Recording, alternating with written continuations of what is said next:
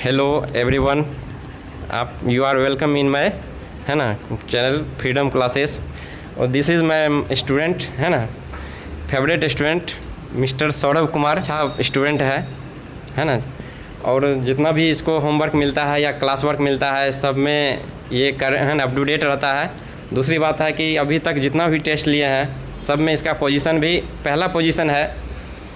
और इस तरह से आज हम सौरभ से कुछ क्वेश्चन पूछना चाहेंगे और आप लोगों को जो है ना इसका जवाब भी मिल जाएगा। तो जितना भी हम पढ़ाए हैं, जैसे अभी मिरर चल रहा है, लाइट चल रहा है, तो मिरर में सबसे पहले हमने ऑब्जेक्ट का जो पोजीशन है ना, कहाँ कहाँ पे ऑब्जेक्ट का पोजीशन रखेंगे, तो उसका इमेज का जो है पोजीशन कहाँ बनेगा, नेचर इमेज का क्या होगा और साइज़ इमेज का क्या होगा। तो देखिए आपको ये बिल्कुल बहुत आसान भाषा में ये आप लोगों को बताएंगे। सौरभ, एक बार तुम अपना इंट्रोडक्शन दे दो। सभी के बैठे हैं तो है ना, तो इस तरह से सौरभ जो है एक बार अपना इंट्रोडक्शन दे के और पोजीशन ऑफ जो है ऑब्जेक्ट और इमेज बताएगा तुम, ठीक है। Hi everyone, I am Saurabh Kumar and I read in grade 8. I am from Freedom Classes and today we will discuss about mirror. कि कहाँ पे हम कोई भी ऑब्जेक्ट को रखेंगे तो उसका इमेज मेरा कहाँ पे बनने वाला है, उसका नेचर क्या होगा, साइज़ क्या होगा, आज हम ये सब देखने वाले हैं, ठीक है। तो दोस्तों सबसे पहले यहाँ पे क्या होता है कि 6 कंडीशन होता है। 6 सिचुएशन में हम देखेंगे कि मतलब कहाँ पे इमेज बन रहा है, क्या कहाँ पे उसका मतलब इमेज का कैसा साइज़ होगा, उसका क्या नेचर होगा, ठीक है। तो पहला क्या होगा कि पहले कोई भी ऑब्जेक्ट को हम पोल एंड फोकस के बीच में रखते हैं, ठीक है। अगर यदि कोई भी ऑब्जेक्ट को हम पोल एंड फोकस के बीच में रखेंगे तो हमारा जो है इमेज बनेगा जस्ट बिहाइंड द मिरर बनेगा, ठीक है। बिहाइंड द मिरर इमेज बनेगा। अब उसका नेचर क्या होगा, उसका नेचर होगा दोस्तों वर्चुअल एंड इरेक्ट होगा, क्योंकि बिहाइंड द मिरर बन रहा है तो ये बात सिंपल है कि वर्चुअल एंड इरेक्ट होगा, ठीक है। और उसका जो है साइज़ वो हाईली इनलार्ज्ड होगा। अब सेकेंड पोजीशन में आ रहा है हमारा, अगर यदि कोई भी ऑब्जेक्ट को हम फोकस पे रखते हैं, अगर यदि हम कोई भी ऑब्जेक्ट को फोकस पे रखेंगे तो उसका जो है इमेज कहाँ बनेगा, उसका इमेज एट इन्फिनिटी पे बनेगा और उसका जो है हाईली इनलार्ज्ड होगा और उसका नेचर रियल एंड इन्वर्टेड होगा, क्योंकि रियल है। और दोस्तों देखिए ये बात ध्यान रखने योग्य है कि जो भी ऑब्जेक्ट को हम सिर्फ अब इधर रखेंगे, कहाँ रखेंगे, जो भी ऑब्जेक्ट मतलब पहला जो हमारा था सिचुएशन, कोई भी ऑब्जेक्ट को हम पोल एंड फोकस के बीच में रखते, उसको छुड़ा के जितना भी हम ऑब्जेक्ट रखेंगे सारा किधर बनेगा, सारा का इमेज वो फ्रंट ऑफ मिरर बनेगा। और फ्रंट ऑफ मिरर बनेगा तो ये रियल होगा और इन्वर्टेड होगा, मतलब सारा का क्या होगा, नेचर रियल एंड इन्वर्टेड होगा। अब तो सेकेंड पोजिशन था ये हमारा। अब थर्ड पे, अगर यदि कोई भी ऑब्जेक्ट को हम centre of curvature and focus के बीच में रखते हैं तो हमारा जो है इमेज कहाँ बनेगा, तो हमारा इमेज बनेगा just behind the centre of curvature, मतलब सेंटर ऑफ कर्वेचर के पीछे बनेगा हमारा इमेज, ठीक है।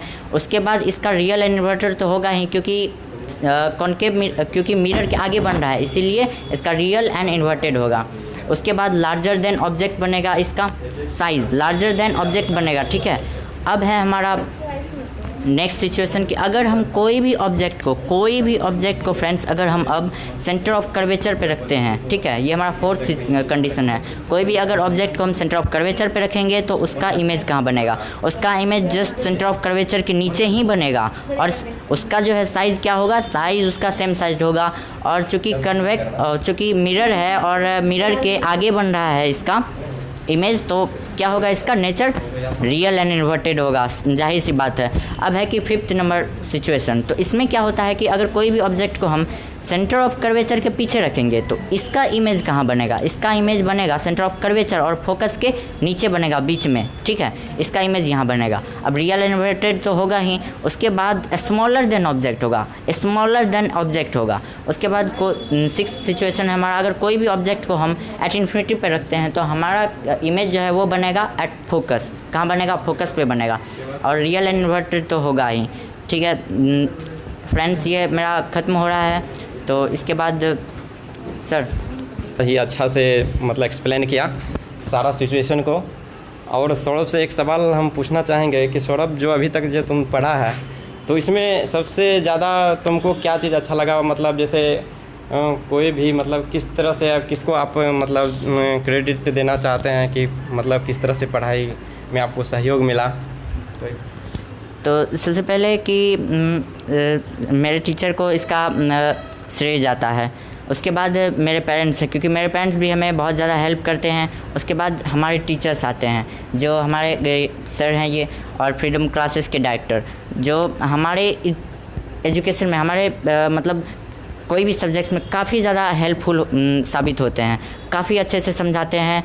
तो हमारा श्रेय मेरे पेरेंट्स को और मेरे टीचर्स को जाता है। और यहाँ पे सबसे अच्छी बात यह है कि यहाँ पे एकदम क्लियर इन्वायरमेंट है, स्टूडेंट्स एकदम बहुत अच्छे हैं। जो भी हमारे टीचर मतलब इतने अच्छे से समझाते हैं कि जो नहीं भी पढ़ने वाला होगा उसको भी दिमाग में चला जाएगा इजीली। तो बस हम क्वेश्चन का डायरेक्ट पॉइंट टू पॉइंट ये आंसर है कि इसका श्रेय हमारे टीचर्स एंड पेरेंट्स को जाता है। Okay, thank you. और आप अपने दोस्त सब के बारे में, आपका जो क्लासमेट है उसके बारे में आप क्या बोलना चाहोगे, बताओ। सर सबसे पहले ये है कि सारा स्टूडेंट्स ऑलमोस्ट सभी ठीक हैं। तो हम इस वीडियो के थ्रू आपको ये बताना चाहते हैं कि देखिए फ्रेंड्स, जो भी होता है कि हम क्या देखते हैं एक स्टूडेंट होने के नाते, जो भी है स्कूल में कोचिंग में क्या देखते हैं कि कुछ स्टूडेंट्स हैं, ठीक है, वो मतलब सारा स्टूडेंट्स एक पैरेलल में नहीं होता है, लेकिन फिर भी क्या होता है कि आने की कोशिश करता है। और जो आने की कोशिश करते हुए भी वो मतलब अच्छे रैंक पे नहीं आ पाता। तो उसके लिए मैं कुछ टिप्स बताना चाहता हूँ कि दोस्तों सबसे पहले आप क्या कीजिए कि आपको मतलब सब कुछ छोड़ दीजिए। मतलब मेरा कहने का मतलब है कि जो भी आप अभी तक में मतलब जो भी मतलब दिमाग में है, जो डिस्ट्रैक्शंस आपके लिए है उसको हटाइए सबसे पहले। अब पॉइंट नंबर 1, अब जब भी स्कूल जाएँ या कोचिंग जाएँ, वहाँ पर जो लेक्चर्स हो रहे हैं, जो टीचर्स बता रहे हैं, जो भी अभी करंट में बता रहे हैं, उसको ठीक से एकदम समझने की कोशिश कीजिए, पूरा समझने की कोशिश कीजिए। फिर भी अगर आपको वहाँ पे कोई कठिनाई हो रही है, चूँकि आपको रैंक अच्छा लाना है, तो उसके लिए आपको थोड़ा बहुत पूछना पड़ेगा। जो भी आपको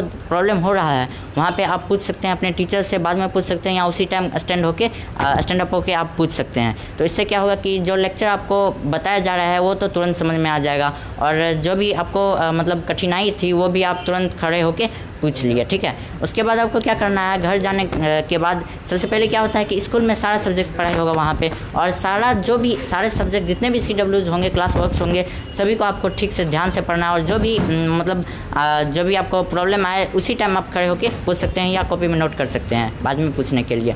उसके बाद आप क्या कीजिए, घर जाइए। घर जाने के बाद आपको क्या करना है कि जो भी आपको SW मिला था सारा उसको क्लियर कर लीजिए। कम से कम आपको 24 घंटा मिलता है, तो एक स्टूडेंट मतलब एक स्टूडेंट को उस 7 घंटा मैक्सिमम सोना चाहिए, किसी भी, चाहे स्टूडेंट हो या कोई भी। तो उससे आप 7 घंटा माइनस कर सकते हैं। आपको बच रहा है अब 17 घंटा बच रहा है। तो सबसे बड़ी बात यह है कि 17 घंटा बच रहा है, ठीक है। 17 घंटा आप 7 घंटा तो उसमें से 24 घंटा में से सो गए, 17 घंटा। अब क्या है कि कुछ स्टूडेंट है वो पढ़ नहीं पाते, किसी वजह से उसको टाइम नहीं मिलता है। लेकिन सोचने की बात यह है कि उसको 17 घंटा मिल रहा है फिर भी वो पढ़ नहीं पाता है। लेकिन कितना स्टूडेंट ऐसा है जो CBSE 10th board 12th board सिर्फ 5-5 घंटा 6-6 घंटा मात्र पढ़ के इतना मतलब Air 1 पे आ जाता है, ऑल इंडिया रैंक 1 पे आ जाता है। ऐसा क्यों? क्योंकि उसको भी तो 17 घंटा मिल रहा है इधर, और ये कुछ स्टूडेंट 5 से 6 घंटे में मतलब इतना Air 1 पे आ जाता है। ऐसा क्यों?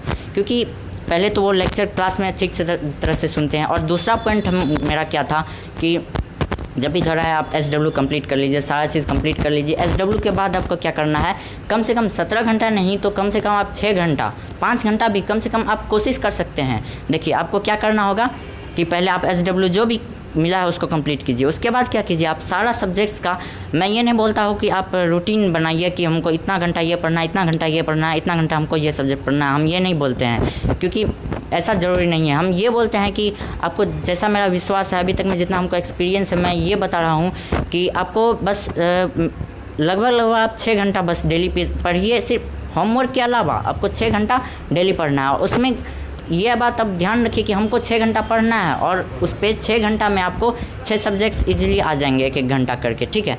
आप वैसे 5 सब्जेक्ट्स ही लेके चलिए, तो उसमें किसी एक सब्जेक्ट को क्या कीजिए, आप 2 घंटा टाइम दीजिए। 6 घंटा अगर आप पढ़ते हैं, ठीक है, 6 घंटा आप पढ़ते हैं और आप 5 सब्जेक्ट्स ही उसमें लीजिए, ठीक है ना, 5 सब्जेक्ट्स ही लीजिए। और 5 सब्जेक्ट्स को 6 घंटा में कवर कीजिए।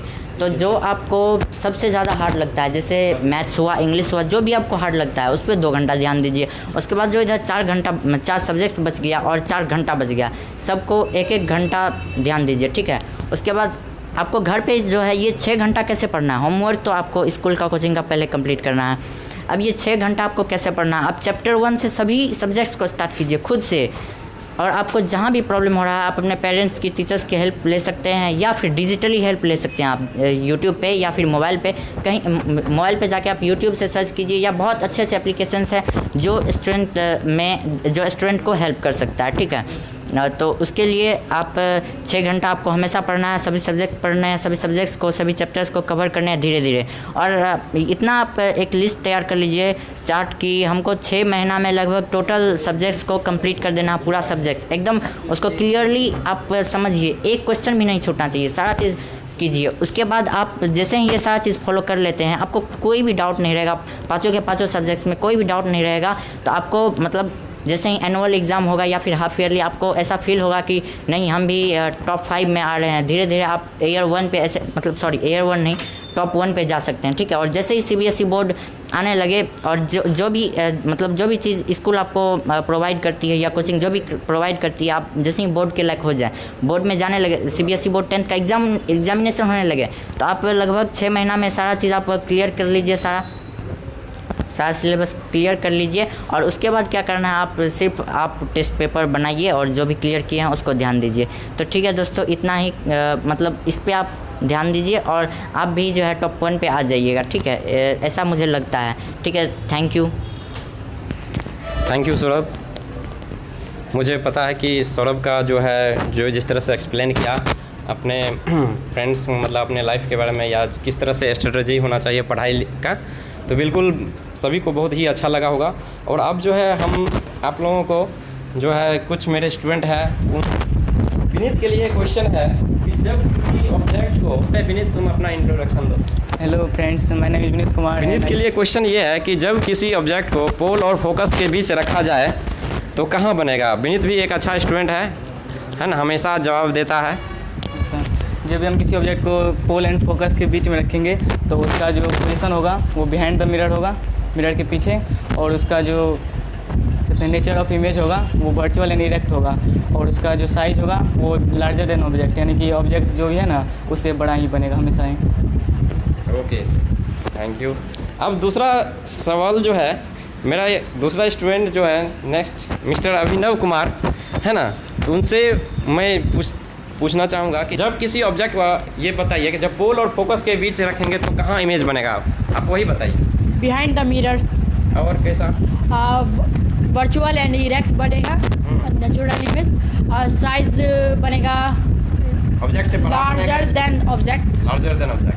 ओके, नेक्स्ट जो है क्वेश्चन मिस्टर गौरव कुमार से। तो गौरव, सबसे पहले बताओ, जब इन्फिनिटी पे रखेंगे किसी ऑब्जेक्ट को यस तो कहाँ पे बनेगा? सर, जब इन्फिनिटी पे लिखिएगा तो एट फोकस पे बनेगा। Yes sir. नेचर क्या होगा? Real and inverted. Size highly diminished. बहुत छोटा बनेगा। Yes sir. मिस्टर बाबुल, किसी ऑब्जेक्ट को सेंटर ऑफ कर्वेचर पे रखा जाए तो उसका इमेज कहाँ बनेगा, और नेचर क्या होगा और साइज क्या होगा, बताइए। उसको अगर हम सेंटर ऑफ कर्वेचर पर रखते हैं तो उसका पोजीशन बनेगा कर्वेचर से नीचे, below the centre of curvature, और उसका इमेज बनेगा रियल इन्वर्टेड।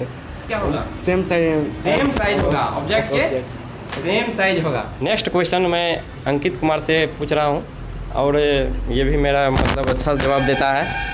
और सबसे पहले अंकित, तुम अपना इंट्रोडक्शन दे दो। My name is Ankit Raj. I read in class 8 in freedom Ankit classes. के लिए जो क्वेश्चन है सबसे पहला, कि जब किसी ऑब्जेक्ट को हम फोकस और सेंटर ऑफ कर्वेचर के बीच रखते हैं तो उसका इमेज फॉर्मेशन कहाँ होगा? The position of image होगा beyond the center of curvature. Nature of image होगा real and inverted, और size of object होगा larger than object. Thank you Ankit, बहुत ही अच्छा जवाब दिया है। तो देखिए, और भी हम चाहते हैं कि और भी अच्छा करे मेरा स्टूडेंट।